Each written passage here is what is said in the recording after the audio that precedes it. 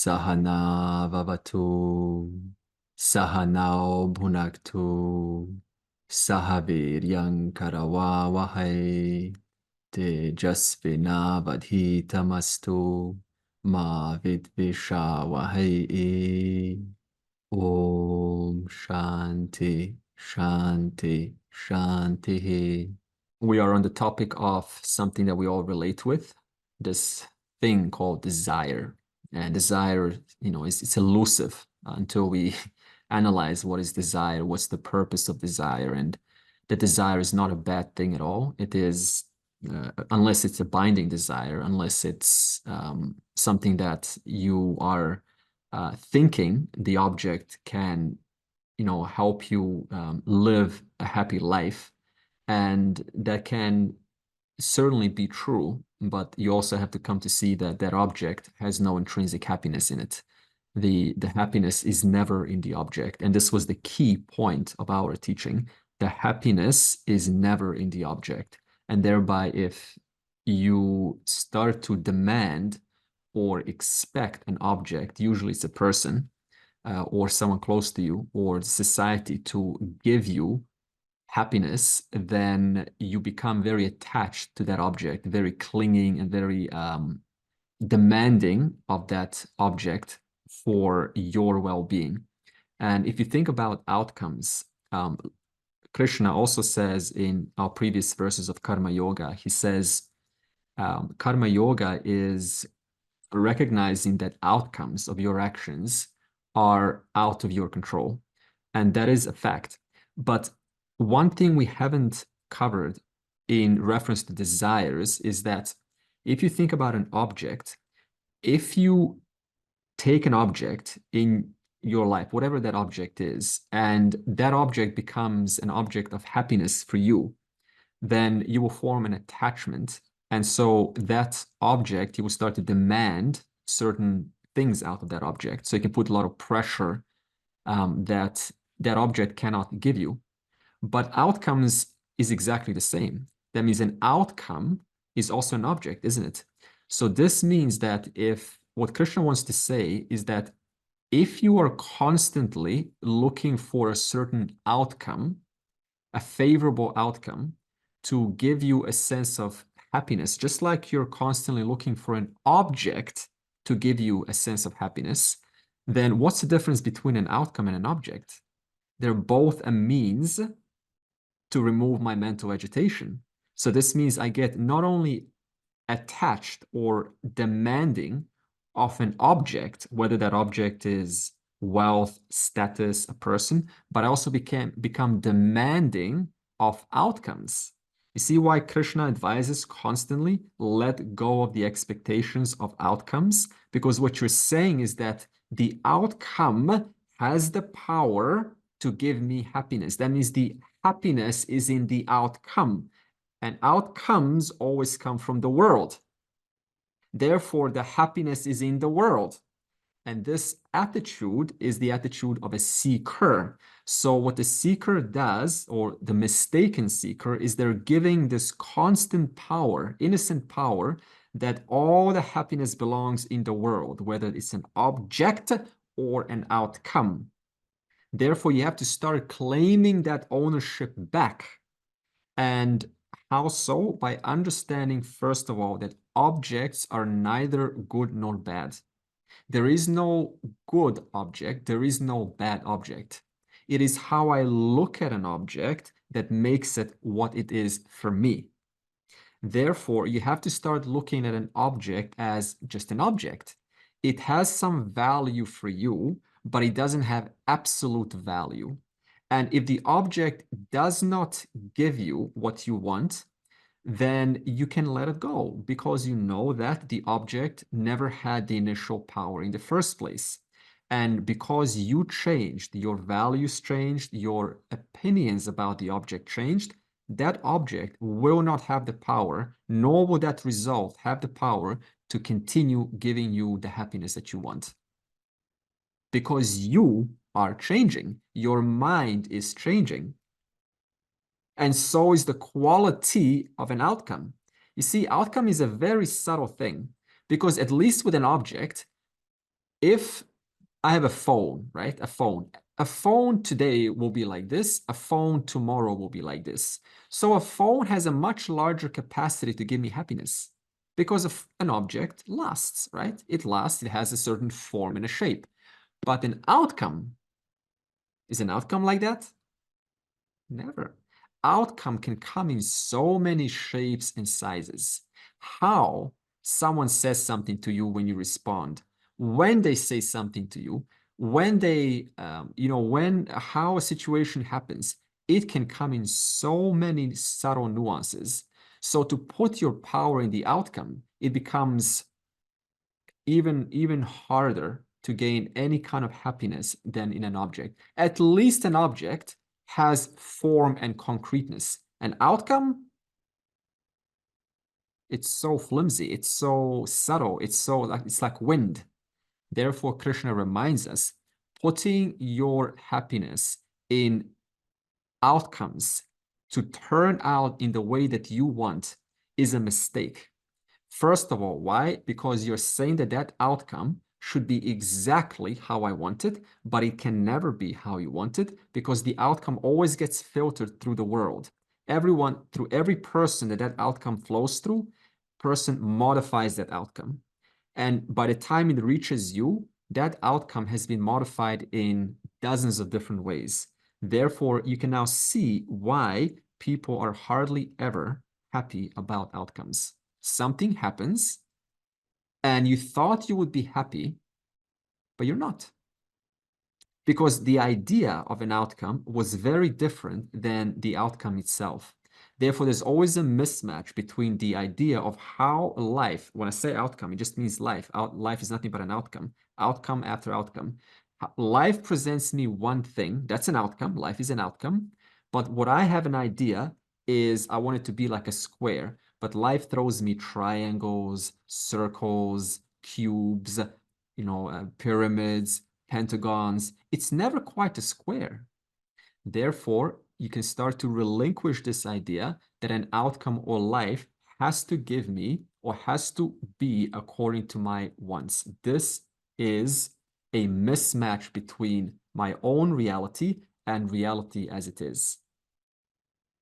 That's why we say, kshantihi, this is chapter 13 of the Gita. One of the values is kshanti, which is accommodation. What does it mean to be an accommodative person?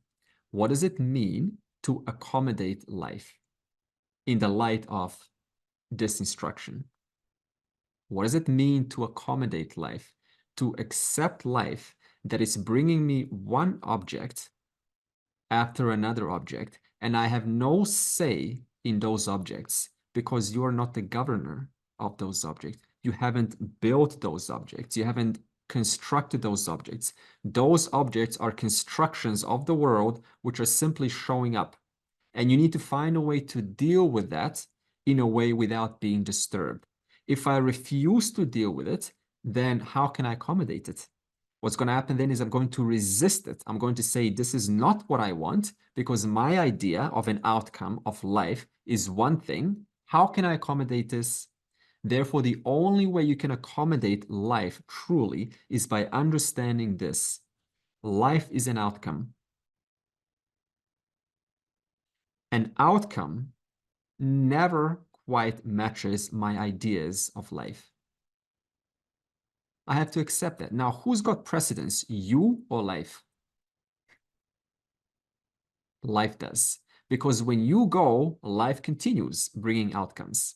So this means when a person is born in this world, they have this idea that starts to develop how life is to look like. And we all contribute to that. Your parents contribute, society contributes, right? Your sisters contribute, your brothers contribute, your pets contribute in a good way.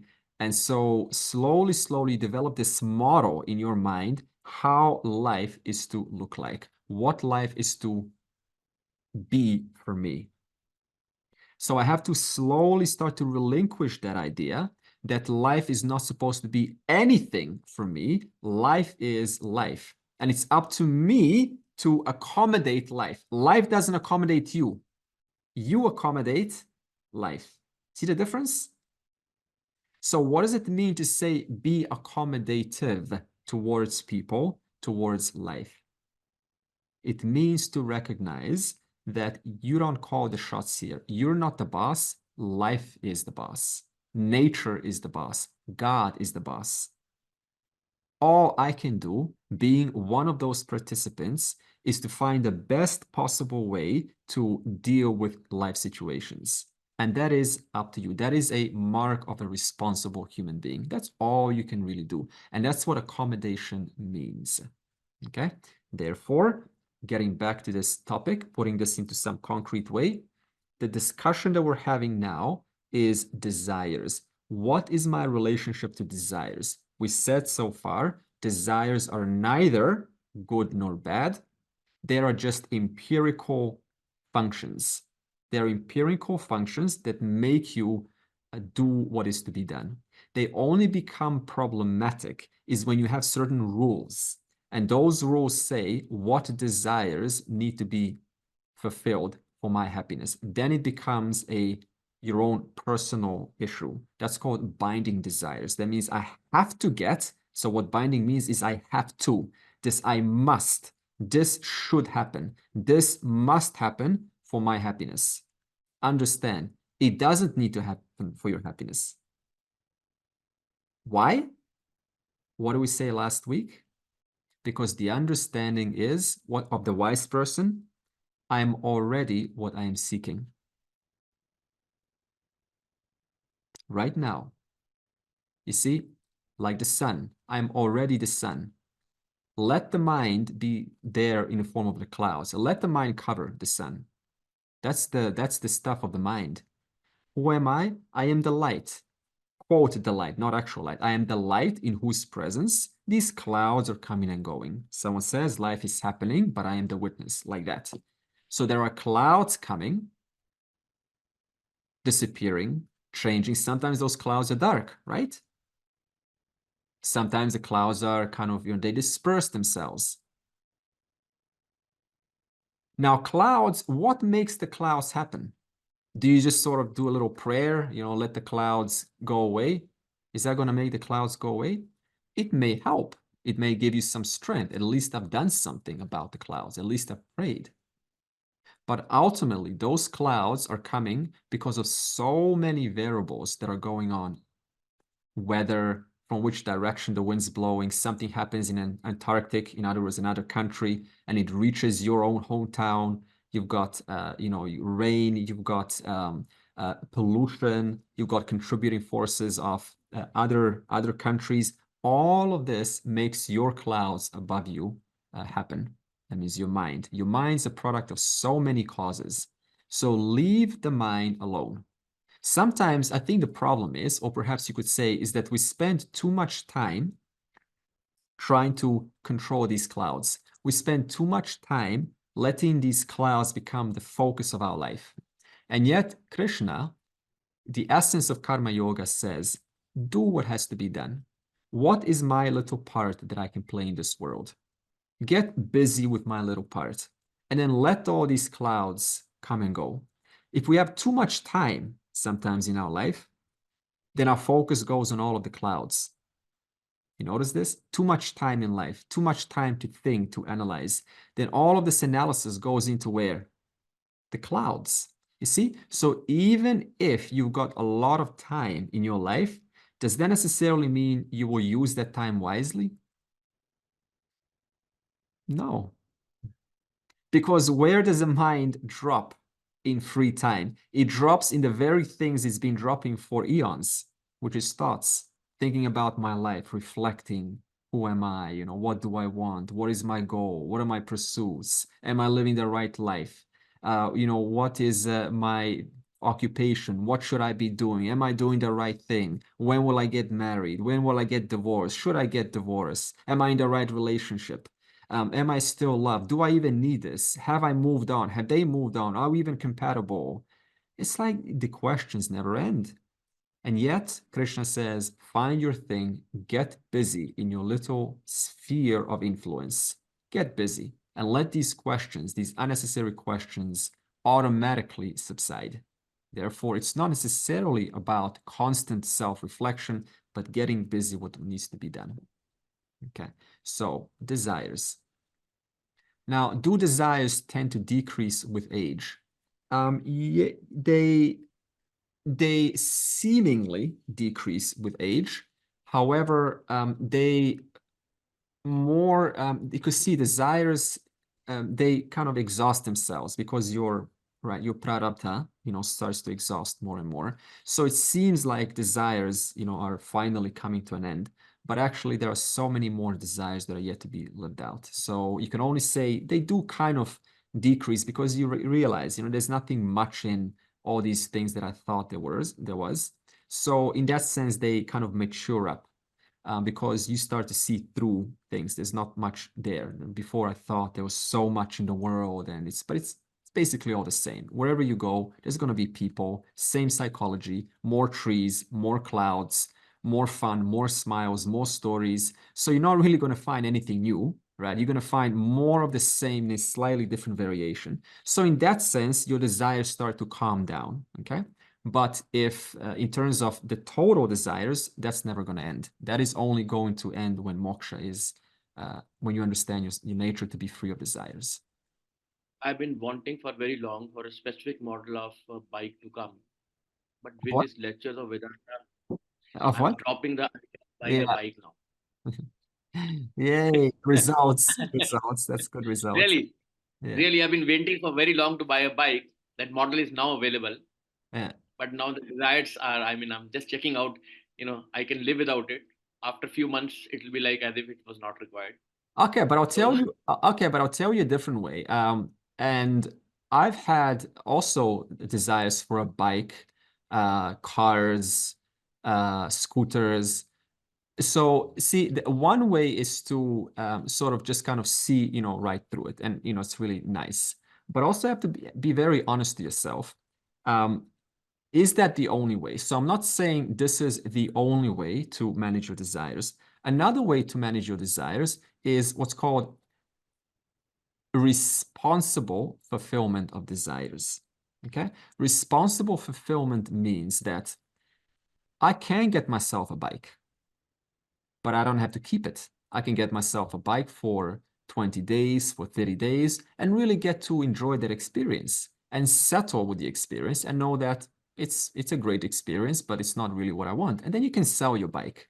And then you can have a desire for a car, whatever car you want. And you can, go to a, drive, what do you call it, the car dealership, and you can say, can I test drive this car? And then you have a little bit of that desire. So what fulfillment of desire is not just sort of just, one, suppression, but it can also be an I intelligent, think we've frozen. possible. Say again? Yeah. One way is to just, I feel, the way I procrastinate a desire is to see if it is a want or a need. If it is a need, one should go ahead and buy it. If it is a want, then if I give into it, it will increase into the vasana and there will be another want. I buy into that want, there will be yet more, deepening of the vasana. Yeah, So it could, but not necessarily. It could also it could be like, a laptop. You want a really nice laptop with AMD AI, was it 395? That's the fastest nowadays, which is it's got an integrated graphics card. And, you buy this laptop. And then you realize that, this laptop it's very fast performance and I can do my video editing, for example. But, it kind of makes you see now that I don't really need more speed. It's all basically more or less. Why do I want to cut down an extra 4 seconds of video rendering time, for example? It's not gonna matter much. So, we have to be kind of intelligent what this desire means. It's not necessarily suppression and saying, I don't need anything anymore. I'm not gonna do anything anymore. Sometimes life is asking you to participate. And participation itself is a form of desire. And when you participate, don't you learn? Don't you learn, what it means to the joy of riding a bike? Don't you learn about yourself a little bit more? Hand-eye coordination skills and how to balance, and you make You some have to do it to buy one. you make some friends, right? And then you become good, you have a nice conversation like that.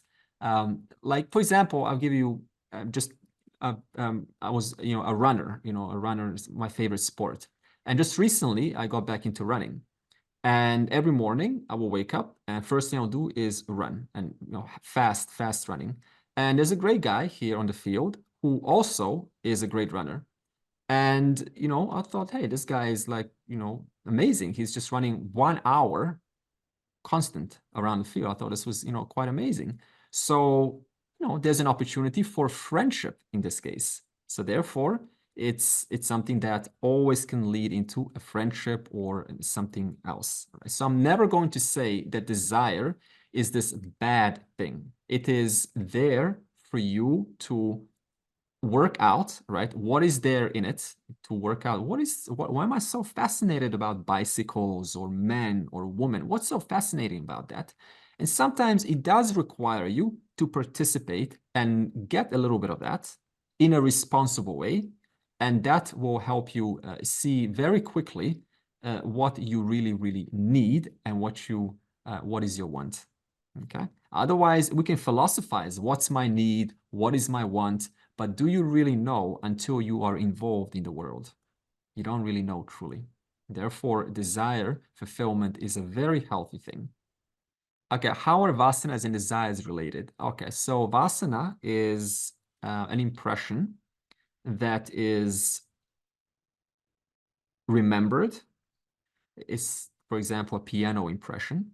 And this impression will make you drawn to musical talent, suppose, right? Someone pulls out a guitar and they pull out a computer, and you just feel drawn more to a guitar than a computer. Now, in reference to being drawn, you can call that desire for a guitar, desire for a piano. So an impression gives birth to desire.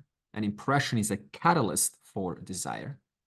And desire, of course, is a mechanism for gaining those objects. Okay. So last week, we gave ourselves a map, like I went from top down. And I just want to give this map briefly again, so you are sure what this reflected. This is called Pratibimba Vada, what I was describing last week. See, in Vedanta, we use different methodologies to help us see reality. And they are just ways to communicate the same thing. So last week, we discussed what's called Pratibimba Vada. Reflection teaching. All right.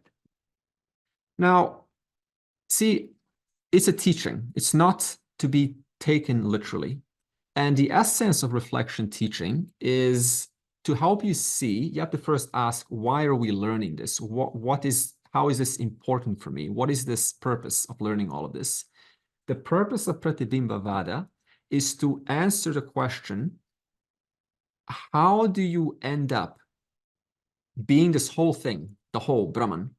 How does Brahman end up being this desireful individual who is taking themselves to be empty? And the means by filling that emptiness is to obtain objects. How does this whole thing happen? Right? What's the story? And the story was, we starting out who you are. Who am I? You have to ask, who am I? And then I am Brahman. Brahman, okay? And we said that Brahman enjoys the capacity to manifest the universe. This capacity is called Maya. And Maya has the capacity to manifest many subtle bodies. Subtle bodies. One of those subtle bodies is yours right now. Your subtle body. Not only subtle bodies, but also objects, right? Trees and leaf and rocks and so on. So basically, it can manifest insentient matter and sentient matter. Now, is the subtle body, the content, is it any different from Brahman, knowing that Brahman is the cause of the whole thing? See this? No. No. Okay, good. So don't think that now that I'm talking about subtle body and a rock, don't think that that is different from Brahman, okay?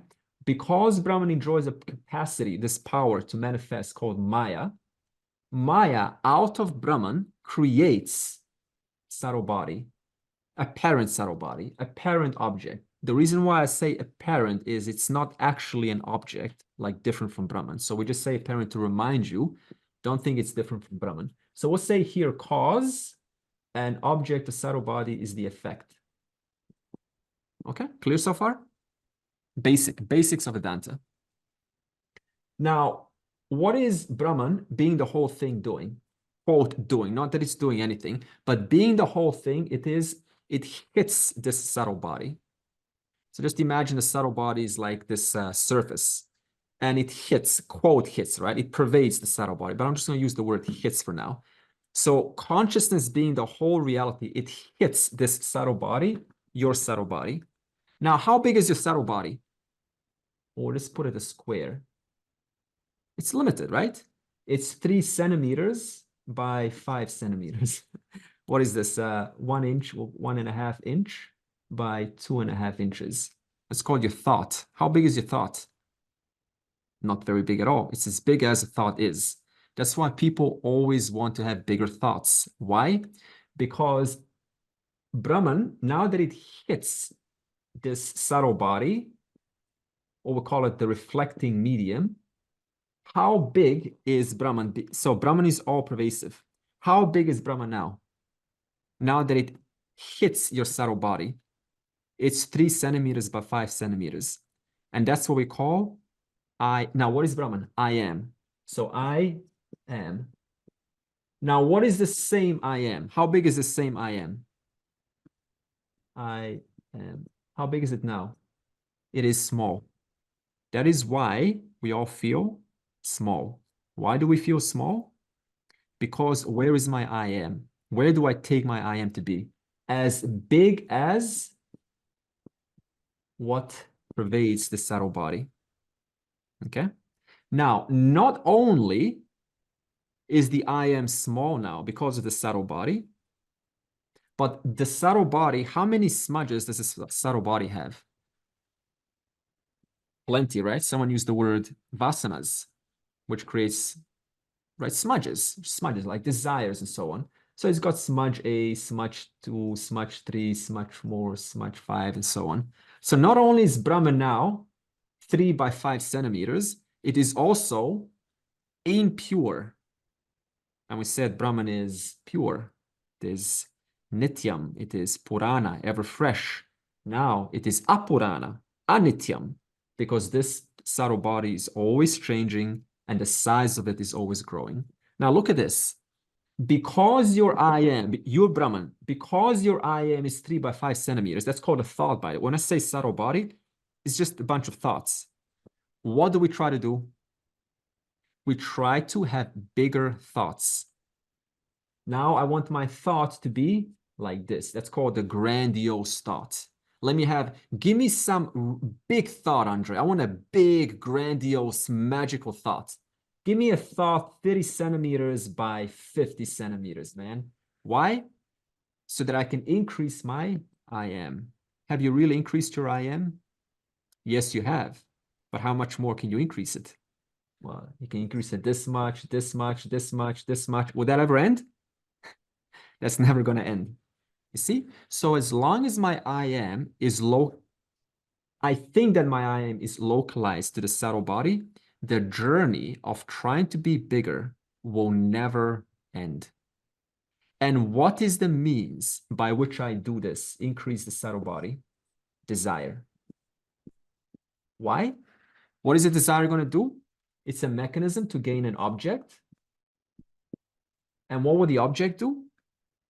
It will temporarily clear, or I will say clear away the ripples, the smudges. When I say ripples, I'm talking about smudges, the smudges on this subtle body. Now, when there's a smudge on a little river, how much can you see the reflected Brahman, the reflected light? How much can you see of that light when there's a ripply river? ripply, whatever, lake. A little bit. Yeah. So what do you want to do? You want to still the ripples. You want to make them still. This is why meditation is such a big thing. Just meditate and stay in a state of stillness. So popular. Why? Because they mistake. If I hold my mind still, what's going to happen? I'm going to have the clear reflection of the sun. Sun's compared to Brahman. And what is the nature of this Brahman? It is Ananda. Ananda, which is fullness. And how does fullness manifest when it's shining fully on this reflecting medium? As happiness. As happiness.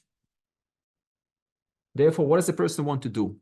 I want to keep my mind still for as long as possible so that I can enjoy happiness for as long as possible.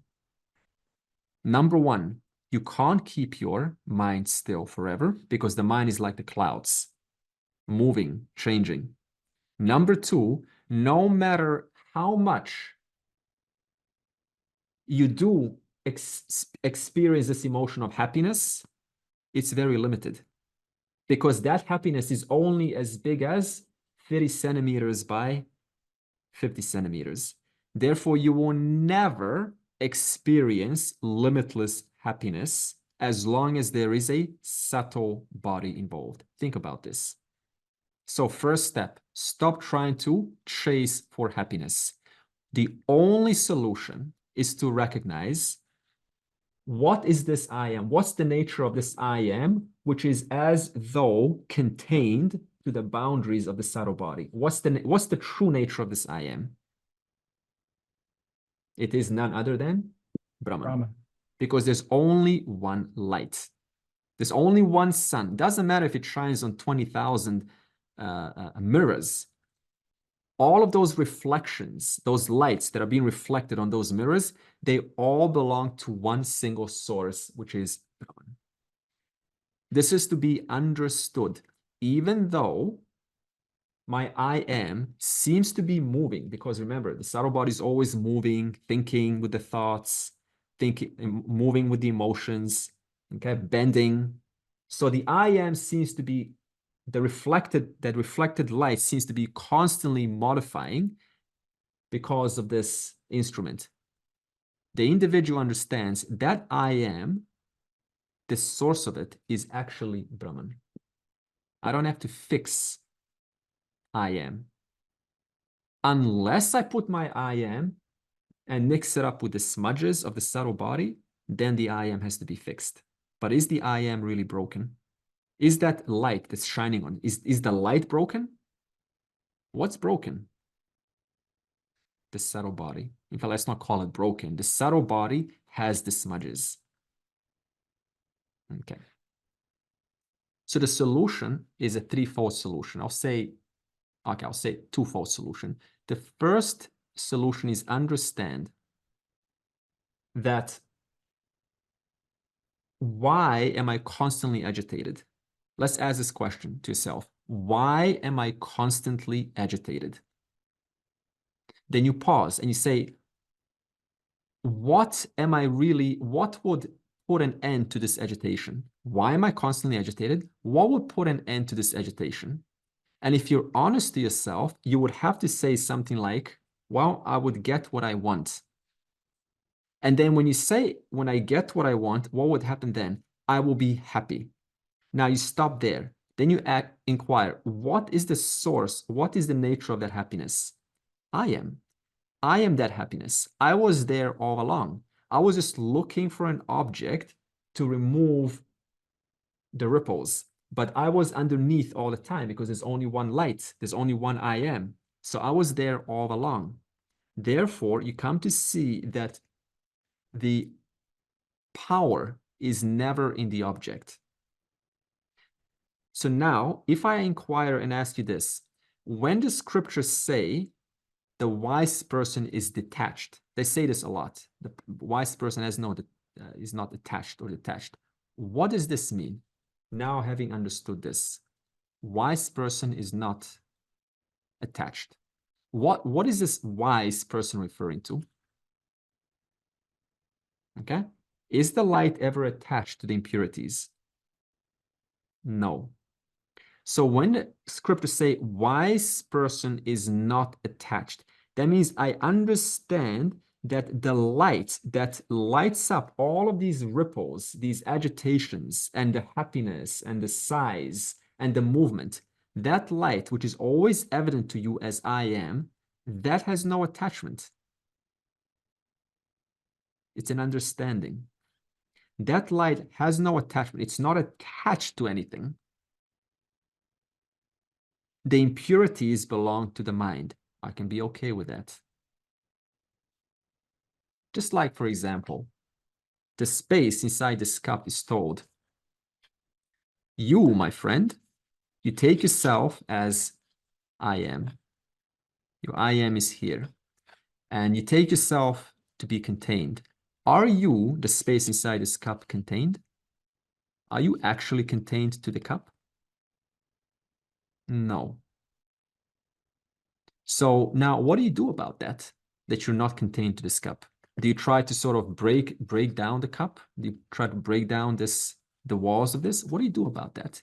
Because the fact is you are not contained. The space is not contained because it's the same as the total space. So what do you do about that, if anything? Because to say, what do I do about that? What would that imply? I have to do something about this space and somehow merge it with the total space. Isn't it already merged? Isn't it already one with the total space? So now how can I do anything about that? All I can know is know it. Mundaka Upanishads. The knower of Brahman is Brahman. The knower of this as though contained space, the one that knows that this space is actually not contained, is as good as the total space. The one who believes that this contained I am, this contained space is contained, is as good as being different from the total space. You see the difference?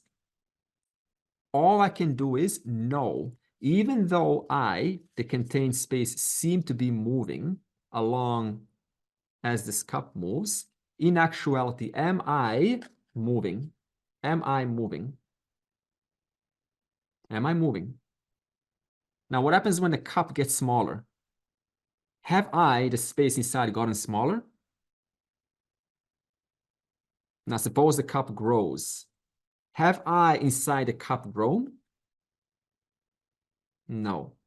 No matter whether the cup is small, whether it's big, whether it's moving, whether it's still, whether I put, what's a poison substance? Let's put a poison substance in here. Potassium chloride. Oh, we put water, right? Pure distilled water. Has that affected the quality of the space? Not at all. Therefore, what does a wise person understand? Yes, it's as though I am moving, as though as I am getting smaller, as though I am getting bigger, but actually all throughout that that space inside is equal to the total space. That's moksha. That's an understanding. Therefore, your I understanding is no longer contained because it was never contained. So you simply come to know it was never contained to begin with. Knowing this, what is the relationship to desires for a wise person at the empirical level? I told you the philosophical level, the more of a larger picture level. Now let's bring it down at an empirical day-to-day level. And then the verse will help us to answer that. Last week, I asked the question, why aren't we able to exercise healthy desires?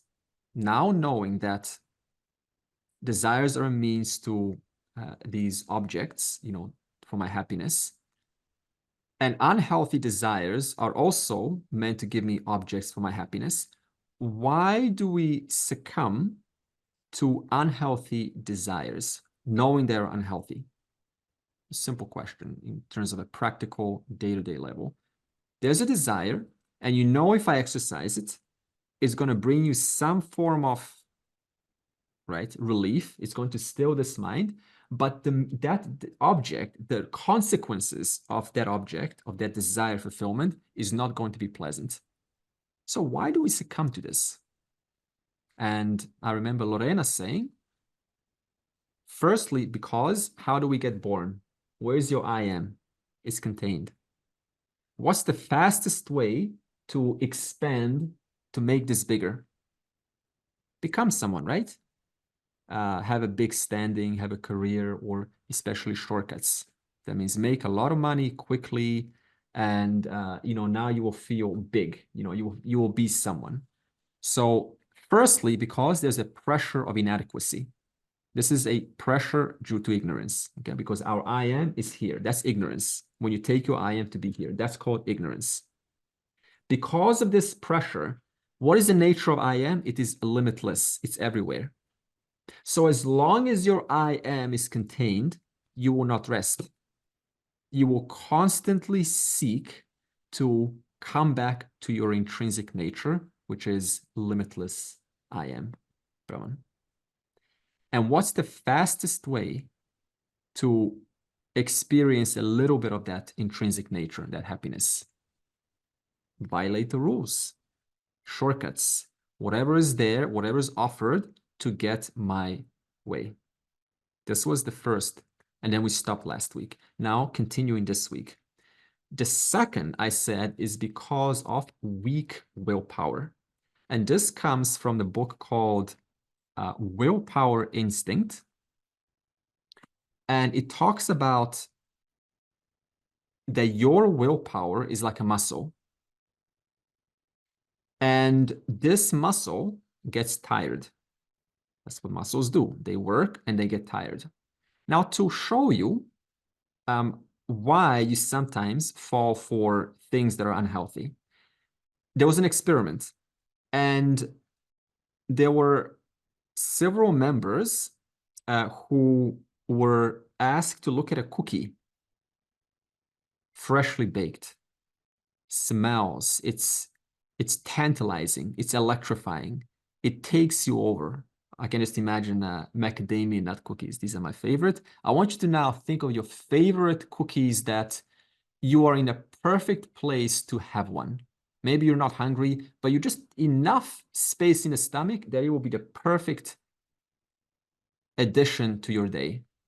It's the most perfect cookie. Fresh, moist, out of the oven, baked by your grandmother or whoever you love. And you just want this cookie. Okay, bring that to your mind, and you can just imagine the juices and the explosion of tastes. It's just unreal, man. Okay, this is the cookie, and your grandmother places this cookie in front of you and says, look at my cookie for 10 minutes while the smell is permeating your senses, and resist not having it for 20 minutes. That's all you're going to do. Just look at the cookie and resist for 20 minutes. You will succeed, no doubt. But then your grandmother says, okay, now time's up, kids. 20 minutes is over. Now go and complete that puzzle and stay with it until you complete it. And you go over there and you try to complete that puzzle. You know what's going to happen? You're going to give up very soon. Because grandmother also said to group B, you guys also go complete your puzzle. The group that hasn't seen my cookies, you also go and complete the puzzle. The group B that was not exposed to cookies will stay at it for a lot longer than group A. This was very interesting. So it means that your willpower gets tired like anything else. If you spend a lot of time doing a project and putting all your willpower to finish it, what often happens later on is called moral licensing. That's when you've done something so good, and I say, you know what? I can spoil myself. Why? Because your willpower fell down. It got tired. And now you do the very things that you know are not healthy. So what the book then suggests is it says, rather than spending all of the time at once, putting all this willpower in one topic, spread it out.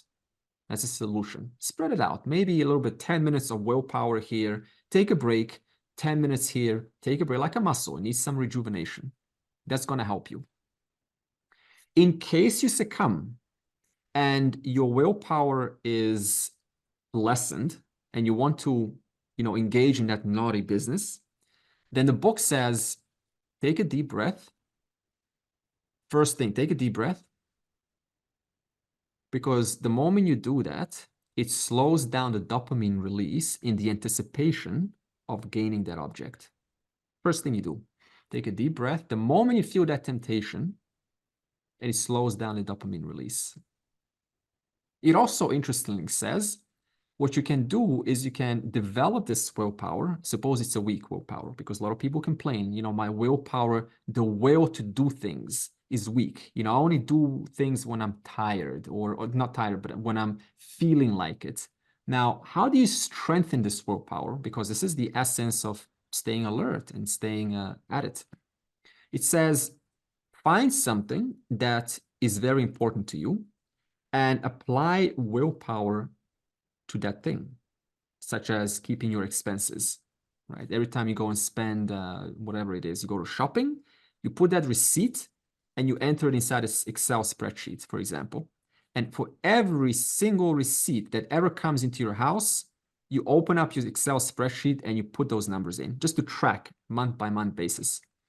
And this teaches your willpower to also apply it to other areas also. This is another interesting solution that they have to help you strengthen your willpower. Now, the other interesting study in this book was that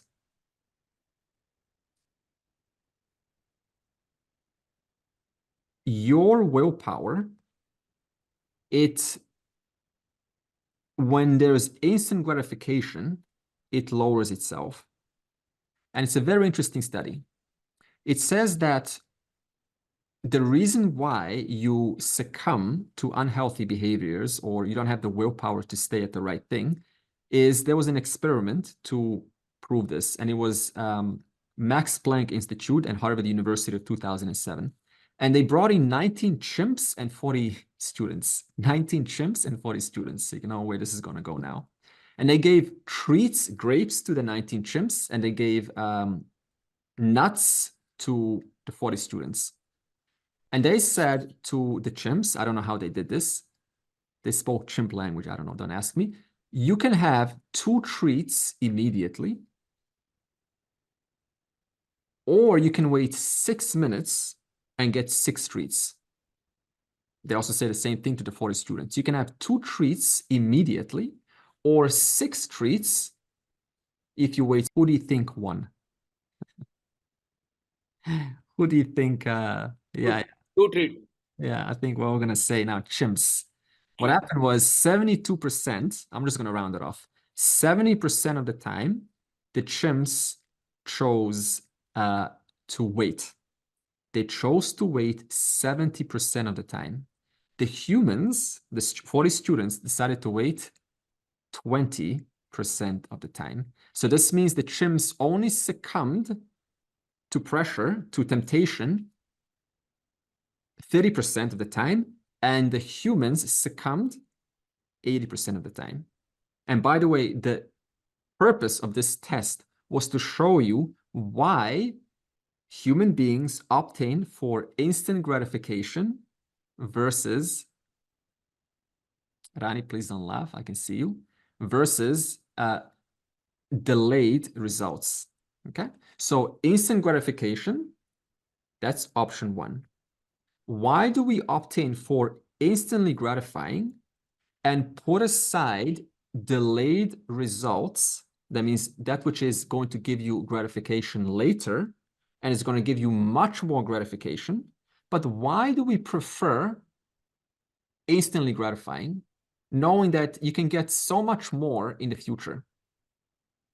And what they found was that when there is instant gratification involved, we humans, our willpower goes out. Why? Because the prefrontal cortex says, or it makes a justification. This is not what the chimps are able to do, but because we have an advanced prefrontal cortex, it says, next time I will do better. Just this time, I will have my treats. Next time, I promise I will do better. This time, I will just use this as a lesson, what it means to succumb. Let me just really feel into this emotion of succumbing. Next time, I promise to do better. Are you familiar with this? Across the board, every human being relates to this.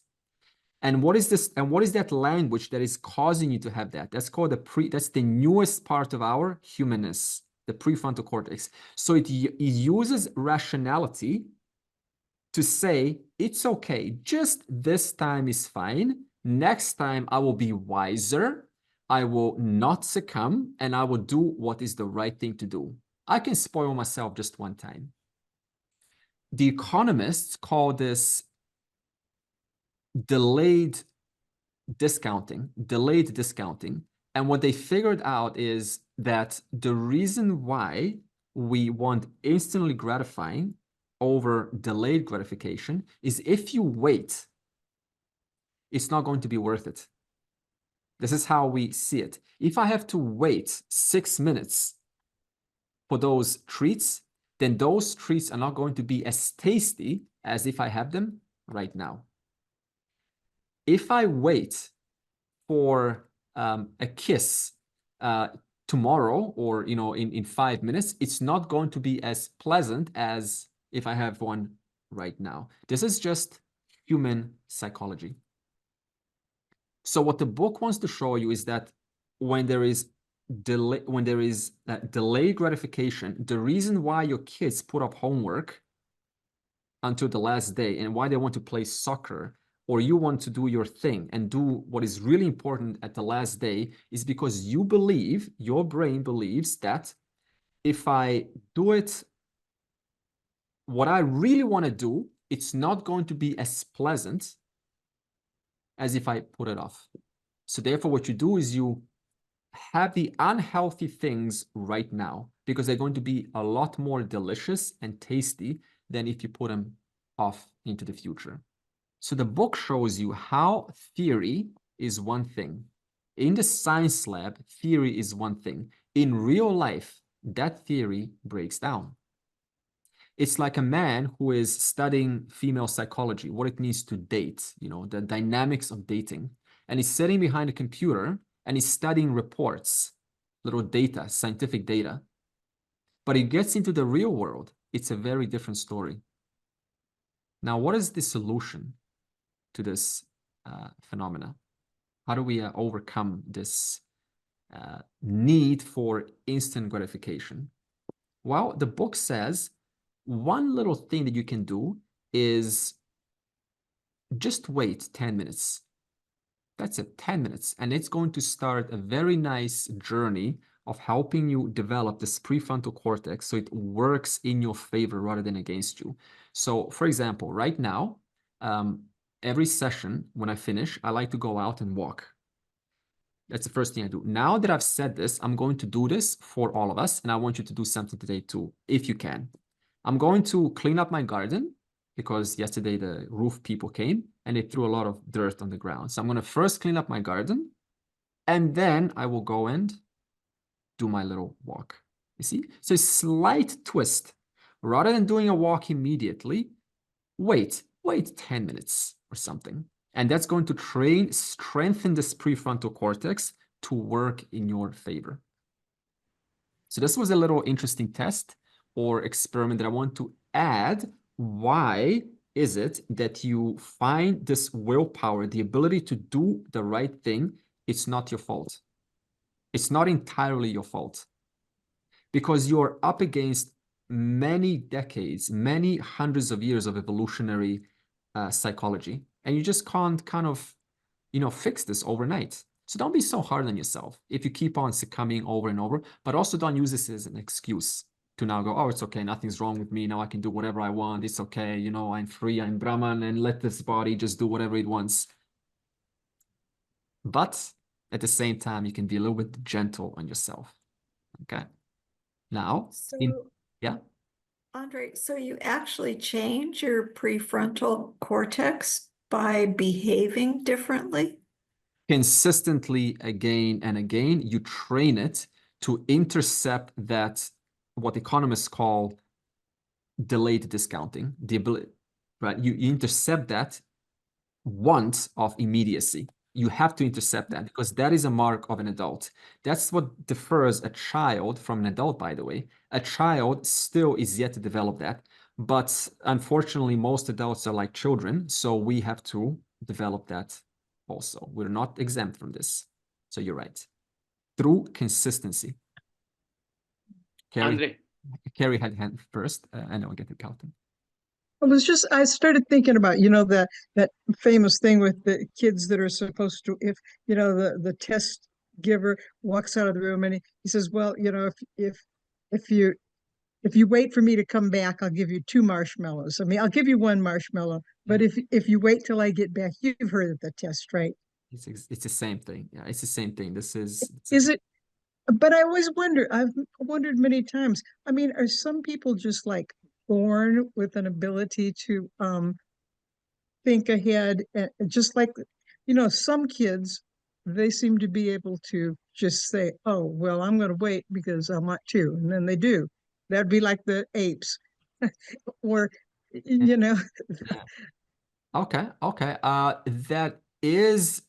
There is a samskara that contributes to that discipline.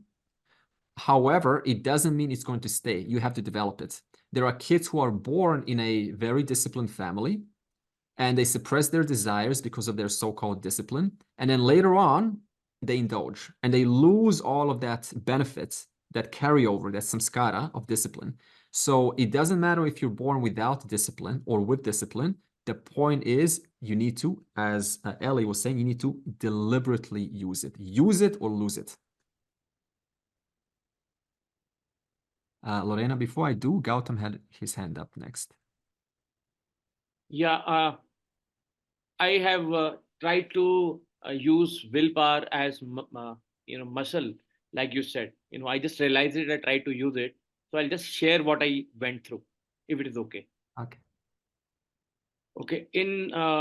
I have been on and off being vegetarian and non-vegetarian. I have been in a family like that, so non-vegetarian was consumed, but sometime I thought I should turn vegetarian. Okay. So there were episodes where I would succumb in. But in 2016, finally, I left it. After that also, there used to be some desire. Okay, somebody would say, okay, do not take the piece, just take the curry part. I would succumb even till that. But after that, there was a fine line. I left it. Okay. Never looked back, and it never enticed me after that. Then there was some detestation also. Okay, coming to the next part, leaving eggs.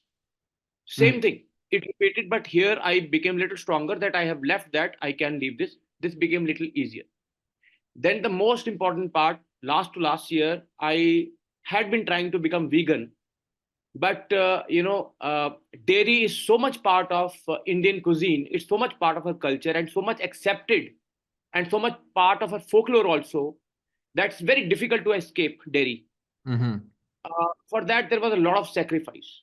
And finally, I left it last year. But there were that non-vegetarian story. There was, some cheats. But then I left it.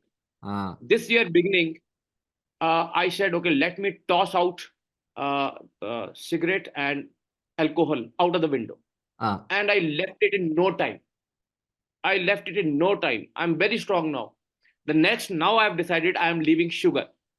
So that memory keeps becoming stronger and stronger with the willpower that I have done this, I can do this more. I have done this and I can do this more. And within this 5 indriyas that I feel, the strongest one is this ras indri. The rest of them are not so enticing in the world. Yeah. This one and sexual desire. The sexual desires are actually controlled by the society. The Indian society is not too much, you cannot indulge too much. Yeah. And then is left with the mind. So Yeah. out of the Indriyas, this one, I think if you can control, you get a lot of control over the rest also. That's been my This is very experience. nice. What Gautam is saying is he's providing us a story, a journey of initial struggle to do his intended goal. And it took him some time to develop that confidence in himself, in his willpower. And every time the next subsequent goal became easier, as what I've heard. And so it's showing us that how you develop this confidence in yourself to the point where you can almost effortlessly, as the verse said, the wise person, what does it says? Prajahati yada kaman sarvam partha manogatan. So what is the wise person's the relationship with desire? And he says, give up desires that arise in the mind spontaneously. As they arise, is able to give up, because not because he's wise, but because he's done what Gautam has done. For a long time, you fought with it initially. It's a struggle, but it became easier and easier and easier. So like this. So this is a good example. My God, what else are you going to give up, Gautam? Now you give up sugar. I don't know. There are so many things that keep coming up. Give up food, give up breathing, and then no, stay with us, please. Yeah. Don't give up your body yet. Okay, Lorena. You were just talking about discipline before. So this month I've decided to do the fasting, the Ramadan. Oh, cool. Because my Muslim co-worker was talking about it in the staff room, and she was dreading it, actually. She's only young. And I said, I'll try it with you. I'll just see if I can do it, see if I've got the willpower to do it. Okay. And it's day 23 or something now. And I don't feel hungry at all during the day, at all. Cool. It's really strange. The first week was difficult. I had headaches because you can't drink water or anything as well. Yeah. And now it's easy. Wow. Look at that. You see this? So I've noticed my other senses, I'm starting to realize with the other senses, like sense of smell, sense of, you can feast with your eyes, you can smell things more and enjoy those senses more. Okay. Because this one that we're always trying to eat for multiple reasons, for people eat for boredom, they eat for entertainment, they eat just to indulge. And when you take away that sense of taste, it starts to heighten the other senses too. So it's all these things that I'm starting to realize, and I like the discipline of it. Wow, look at that. And I wanted to challenge myself. I wanted to challenge myself too, see if I could do it. So, and you are so far not only doing it, but you are training yourself, you're strengthening your willpower, which is going to, according to the book, it's going to spill out in every other area. Also, it's going to give you willpower in other areas too. Beautiful. It's hard at work though, because you're using energy, so you can tire easily. So that's the difficult part. It also makes me now think of Ramadan in a slightly different way. It's not just for the fasting, but there's something behind it. There's this willpower. Come and get out of your cycle of just stop for a moment and see if you still have that ability to say no to some things. So, and you're thinking of God all the time, and we do as Vedantins. We're always thinking of God in everything. So it doesn't seem like it's difficult. It's because I'm always thinking of our lessons and things. So it's a kind of, you can do this. I think Vedantins can do this. Right. I think I find it to be. I'm always thinking of this in practice as well. So yes, practical life. At work, especially, you have all the chance in the world to bring this into the teaching, into the situation. Well done. Vijay? Yeah, like somebody mentioned, it's about challenging the mind. I also gave up tea, coffee by just wanting to challenge the mind. But once you win over the mind, it's a different feeling. Then you feel good about challenging the mind more often. So it's not, can't call it an addiction or anything, but you feel good about winning over the mind. Yeah, If you exactly. develop that sense, then it's very powerful. Yes, I can do it. So that's about winning over the mind. Beautiful. And in so doing, you're also able to stay longer with your inquiry and your thinking and your contemplation. So it all benefits you end of the day. It's true. When you realize this, was it Lao Tzu who said it's easier to win? I'm not going to copy him word for word, but he says it's easier to win over 1,000 battles, or 1,000 men, or 1,000 employees, or 1,000 friends than to win over this friend over here. It's the one that's most difficult. So there's great joy in that.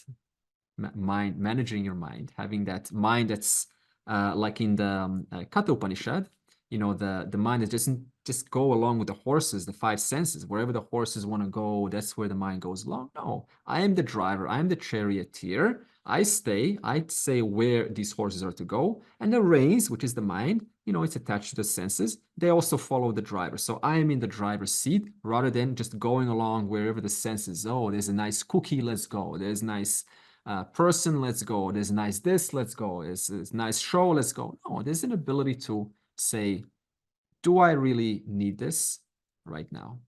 Or it's just a novelty, or whatever it is. It's probably a novelty. I can hold off 10 minutes according to the book. 10 minutes. If you can't do, just 10 minutes. Get up. Hey, Siri, set timer 10 minutes. Like that. Okay, Siri started. Hey, Siri, set timer 10 minutes. Or hey, Google, set timer 10 minutes. And go and see how you feel 10 minutes later towards this very delicious thing that you were going to do, according to the book. 10 minutes is all it takes to strengthen that prefrontal cortex. Hi, yeah. Just growing up in Malaysia as a child, I've gone through this Ramadan understanding, and majority of the Malays around where I used to live, they have the fasting month. I've known it since I was 8 years old. The fasting month seems to be an enjoyable month, actually, because I do remember that they keep themselves hungry until about, I think, sunset. I'm not sure, 12 o'clock or 9 o'clock or whatever. They break the fast, and we have a big market thing that they buy all this, like it's a party every night. They buy all this food, different food, and then they wait till the sound blows off in the mosque, and they all jump at the food. They eat until 3 o'clock in the morning, until sunrise, 4:30, and then they stop. Then they fast right through the day. So you're almost full for 5 hours. You can't really you don't want to eat anyway. And yes, it's a good thing to do, but I find that kind of fasting is actually damaging your body more, because nighttime you don't eat, Yeah. So we have to work on the sunlight. So they stop themselves and then they fast. They break the fasting when the sun sets, which means, I'm not sure what time now in Malaysia, but I remember the mosque I had a mosque not far from where I lived, and the mosque, they used to blow the siren, so they break the fast. And I remember the policeman used to come to the restaurant, because my father owned a restaurant. They used to sit and whack themselves with food, and then until about 3 in the morning, then the sunrise, they fast. So it's between sunset and sunrise. So they eat as much. They have a party. I mean, like till today, I know my niece is married to a Muslim, and she has a party every night. Like they have food, plenty of food. Yeah. And so I don't know what kind of, that is not healthy as far as I understand my body composition and everything else. It's not a healthy thing to do. It's better to fast, during the day. Right. I mean, during the night, and have the intermittent fasting. That's much better. Yeah. But I grew up with all that accepting and being part of it. I used to enjoy Hari, when they break and had the festival. I used to enjoy all that, because we had a lot of friends from different nationalities. So it was fun. It was fun, but but I understand now as an adult, it's not healthy. It's not a healthy form of fasting. No. So fasting, slightly modified version of fasting too. I attended a yoga teacher training in Rishikesh, in Kerala, and we were only fed two times a day, which was at 9 a.m. and then at 6 p.m. Yeah. The rest, and then we were expected to do 4 hours of yoga, like 2 hours in the morning and 2 hours in the evening. And I was like, how am I going to survive here? Yeah. But then towards the end of the day, it was such a great experience. Limited food, good quality sattvic food, and the yoga. I mean, it's just, you felt like re-energized, cleansed, and much more clarity, a lot more clarity in your thoughts, thinking. So I could see a big change. And of course, coming back to the world, you're expected to serve 3 times, and you see people eating all the time, and then it's hard, but I'm trying to stick to that schedule. But yeah, give and takes a few days. Sure. Yeah, this also reminds me a little bit of tapas, tapas where you're kind of, you held back these expectations, you thought you can't survive, you can't go without it, but then they put certain limits on your schedule, and you find yourself actually going very good along with that schedule, and developing even a certain strength that, I don't have to have so much as I thought I can. I can have much less and still do even better. So yeah, absolutely. It was a great realization that you really don't need that much food to eat to sustain. Yeah, but also we're trained, to eat 3 meals a day or 4 meals a day also, it's like, where did this come from? It's not necessarily true, but I certainly know that in the 1800s, we, I think even before 1700s, we had 1 meal a day. And then as the affluence started to go up, we had more resources to buy, and there was somehow more meals were available, and it kind of divided into itself into 3 meals a day. So again, we're like, what kind of a life are you living? Is it really think about how many variables are affecting your life right now. 3 meals a day, that too was at some point not true. You're wearing certain clothes like a jumper or certain fashion. That fashion was not there 40, 50 years ago. You're wearing, some form of beliefs, some strange beliefs, some supernatural forces in aliens. That was not there 100 years ago. How many things we take on and it becomes part of our life, and we think we need to kind of participate in that to be belonging to the society. But the very thing that I'm participating is a creation of so many things that took place before us. So you have to be very focused. What is truly, as Gautam said, what do I truly need? Because we surround ourselves with all these things we purchased from society. I need 3 meals a day. I need to have this much. I don't need this. I need this. I need that. And they're not needs. They're more like wants. So what is my true need? What do I really, really need? This, you have to be clear. That's called simplifying life. In fact, that's called karma yoga. Otherwise, life becomes so complex. I need this, I need that, I need this, I need that. And all of these things have to be there in my life just to have 1 smile per day. I'm watching this, I'm just doing some cultural comparison. Today in the West, there's this huge thing between, they say that females have lost their femininity in the West, and males have lost their masculinity in the West. So basically the men have become like females, and the females, this whole strong and independent mode due to feminism has taken on, made females very non-traditional. We don't need men. We don't want to cook anymore. We don't want to clean anymore. We don't need men anymore. We can do it by ourselves. And so it's making women very masculine in nature. And the men are losing their sense of masculinity because they're just kind of going along with this, and buying into these demands, not putting boundaries, and not standing up, not preserving their own self-respect, their self-value. Now, anyway, the reason I'm saying this is that if you go to the Asian countries, India, China, Philippines, Bali, Indonesia, and Colombia too, Brazil, Argentina, where this whole femininity and masculinity is still intact. And you can see a vast, vast difference between how people interact between the two, because it's still It's still, right? It's still intact. It's still how it was. It hasn't lost its cultural value. So you can see how much a person starts to buy into, like, you know, I'm supposed to be masculine. I'm supposed to be feminine. Wait a minute. You're female and you're a man. You lost track. You lost track. And so we buy this and it grows on us slowly, slowly. And you got a man at the house who's basically being commanded like a little mouse by his woman. He lost his sense of direction, his sense of power, his sense of strength, his sense of leadership. And she doesn't want to listen because she's masculine. So on one hand, inside she wants a masculine man, but she doesn't want to be led because she's trained herself. No, I am a strong, independent woman. So there's this whole conflict between masculine and feminine now that's going on in the West. That's why they call it passport bros. The men in the West are going to the Asian countries to get a proper wife with traditional values because they can't get along with the woman anymore in the West because they've become so kind of dominant. So how many of these things have we purchased without even suspecting them, that you are weaning yourself away from traditional values? This is to be inquired into. So how many of those desires are not true, are set up by the society,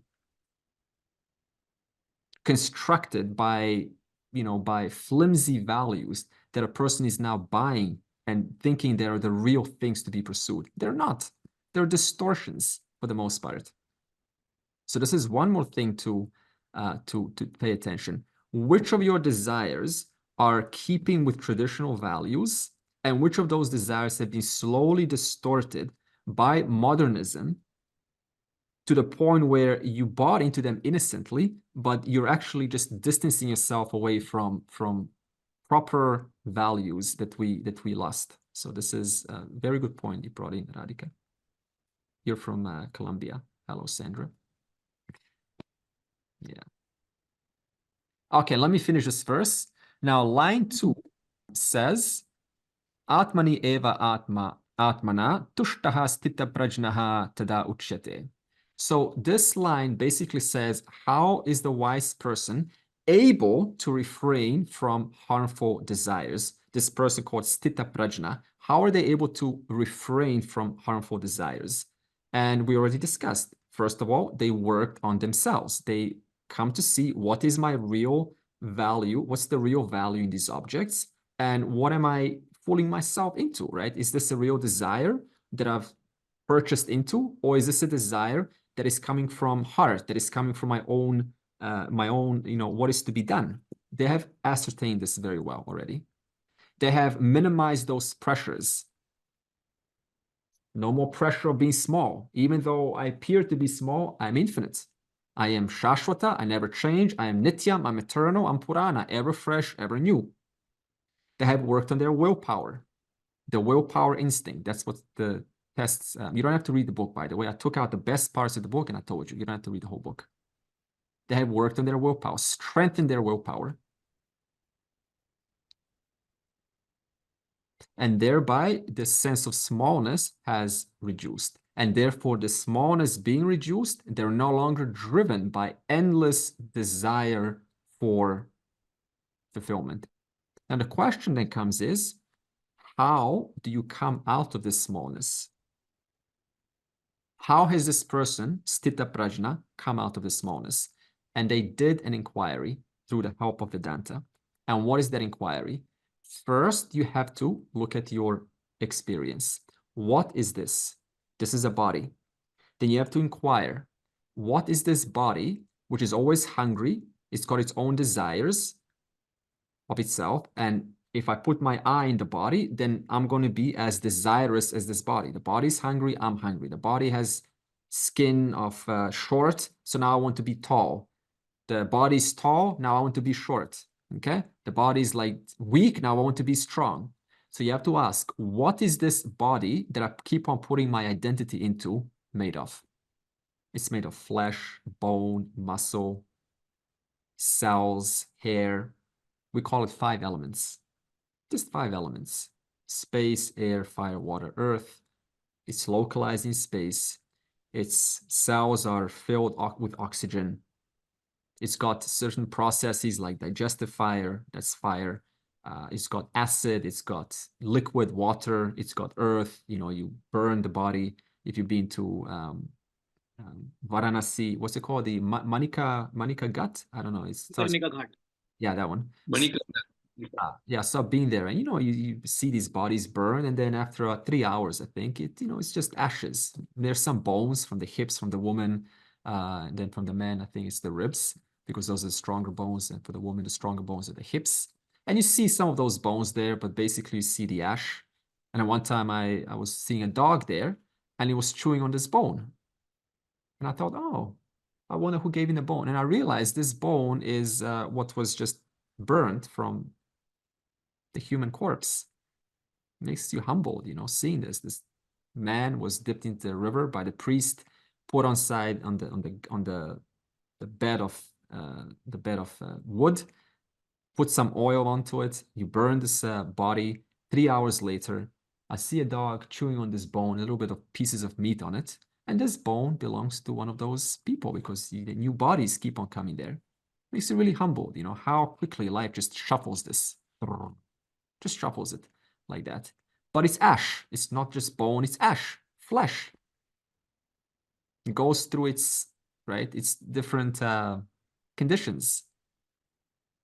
So body is just 5 elements. It changes, it decays. It's going to be inside the dog's mouth very soon. It's going to be nicely consumed by the worms. It's going to be burnt as ash. It's going to be thrown in the river, back to the 5 elements. What about your mind? Your mind, we said, consists of several factors. There's memory. Your memory, there's 2 kinds of memories. There's the conscious memory, that is what you remember right now. What is your name? You say Ricky. That is your conscious memory. What did you have today in the morning to eat? You say cereals or something. That's your conscious memory. But if something happens, a conflict happens, and then you start to gaslight me, that means to make me doubt myself, my evaluation of you, my feedback of you, as though I'm wrong, and you see it's not a problem, and I say, you're gaslighting me, Mrs. You're making me feel like I don't know what I'm talking about. You're protecting your identity. You're protecting your ego, your sense of, you don't want to admit accountability, that you may have made a mistake. You're protecting yourself, and the way to do that is you bring that spotlight back onto me and make me as though I'm wrong, as if I've assessed something wrong. Oh no, it's just your feelings. You know, you just have to feel into it. No, I don't have to feel into anything. On one hand, you say to me, no, because you don't have the right relationship with your mother, you're flawed. But because I don't have the right relationship with my father, that's just circumstantial. Fundamental attribution error. So this is not true. You know, this is what the mind does. This is all the kind of conditions that come out from the unconscious that are stored in there. Another one that happens in relationship is reverse goalpost. It's called reverse goalpost. This is where no matter what I do, your sense of enough keeps on changing. So no matter what I do, you're never satisfied with how much. So it makes me like I need to constantly make you approve of you. I have to constantly validate you, which is exactly what you want. That means your sense of what is enough constantly, like a goalpost, keeps changing. So I fulfill one request and you're still not happy with me. And I fulfill another request, you're still not happy with me. But what it's doing is it constantly gives all of my life now. I've lost my life onto you to fulfill you, your endless demands. So I've lost myself as a man, and you as a woman don't recognize that no matter what I do, you will never be happy because your mind's constantly agitated. This is all unconscious. Another one is called blame shift reversal. This is all psychology. Blame shift reversal is when I point something out to you, like an error. You've done something wrong, right? That I can clearly see. And you say, no, Andre, you too played a part in it. Now, what is this supposed to do? This is supposed to get me emotionally connected and offload some of the responsibility onto me. That's where you stay protected, because you don't want to take 100% accountability.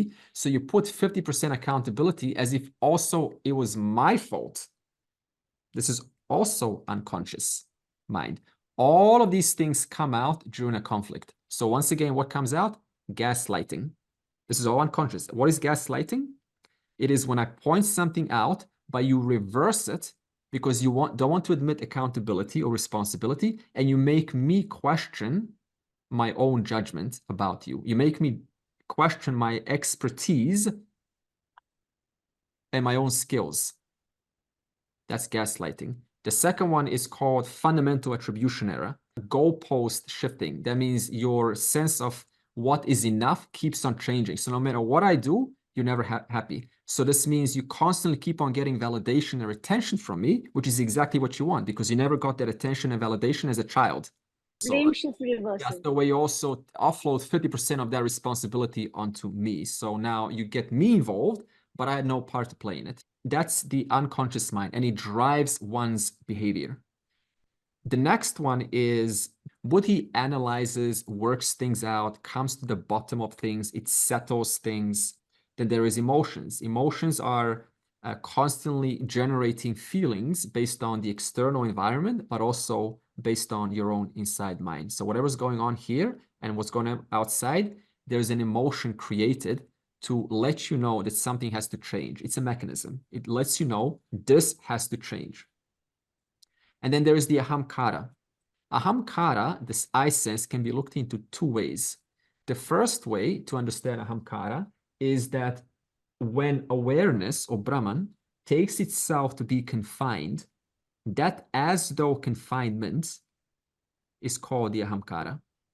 That means you don't know that you're confined. You take your confinement as true. That means the light that's shining, it's 30 by 50 centimeters.